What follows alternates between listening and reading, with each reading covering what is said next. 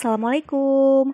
Perkenalkan, kami adalah mahasiswa dan mahasiswi Universitas Pamulang semester 8. Nama saya Nadia Alvenia. Dan nama saya Muhammad Lutfi Syawaludin. Kami adalah anggota kelompok 8 dalam tugas riset pemasaran yang akan membawakan materi sebagai berikut. Materi yang akan kami sampaikan yaitu penyusunan laporan penelitian. Apa itu laporan penelitian? Laporan penelitian adalah suatu dokumen tertulis tentang hasil pelaksanaan suatu penelitian yang dibuat secara jelas, disusun menurut metode penulisan, dan sistematika tertentu dengan bahasa yang lugas. Menyusun laporan merupakan tugas akhir dari proses penelitian. Dalam membuat laporan, sebaiknya peneliti berperan sebagai pembaca, sehingga laporan yang disajikan dapat dinilai apakah sudah baik atau belum. Titik tolak penyusunan laporan penelitian adalah rancangan penelitian yang telah dibuat. Berdasarkan hal tersebut, maka kedudukan rancangan penelitian ini sangat penting. Rancangan penelitian berisi tentang langkah-langkah yang akan ditempuh dalam penelitian. Sedangkan laporan penelitian berisi laporan pelaksanaan dan hasil rancangan penelitian. Bagaimana format laporan penelitian?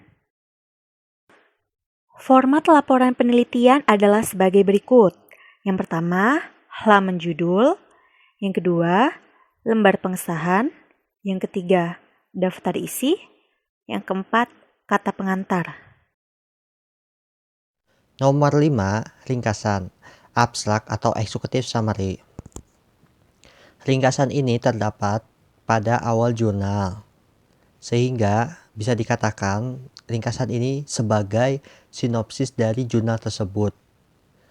Nah, di dalam ringkasan itu terdapat tujuan, hasil atau temuan penelitian, lalu ada simpulan, serta rekomendasi atau saran. Selanjutnya yang keenam adalah isi laporan yang terdiri dari bab 1, bab 2, bab 3, bab 4, dan bab 5. Bab 1, pendahuluan. Di dalam bab 1 itu terdapat latar belakang masalah, yang kedua rumusan masalah, yang ketiga tujuan penelitian, dan yang terakhir kegunaan atau manfaat hasil penelitian.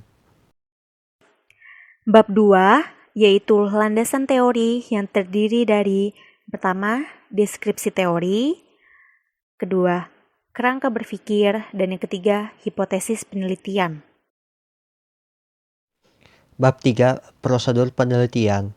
Di dalam bab 3 itu terdapat metode penelitian, bisa berupa kuantitatif, kualitatif, campuran, atau eksperimen.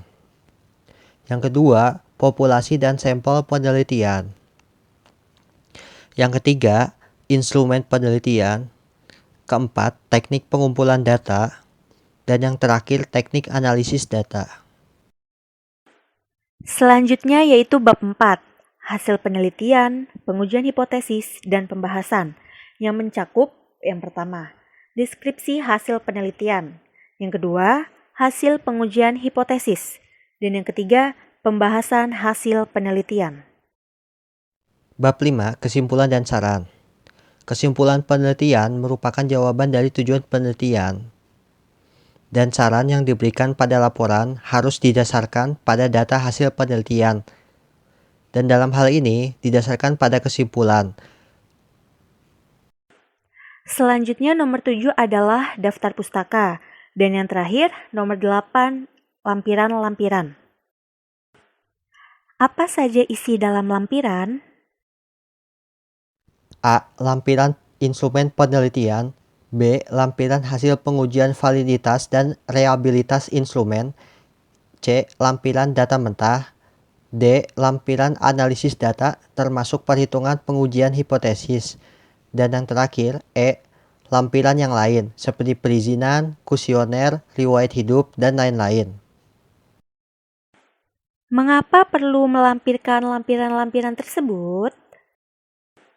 Karena dengan melampirkan lampiran-lampiran tersebut, maka orang lain dapat mengecek kebenaran dari penelitian itu. Apabila mereka ragu, maka mereka dapat mengulangi penelitian pada aspek yang sama. Perlu kita ketahui bersama, hasil penelitian yang baik adalah apabila hasil penelitian pertama dan penelitian kedua tidak berbeda secara signifikan. Dan yang terakhir, hal-hal yang perlu diperhatikan adalah sebagai berikut. Yang pertama, perhatikan format penulisan laporan penelitian, yaitu menggunakan format penulisan sesuai dengan ketentuan yang telah ditetapkan.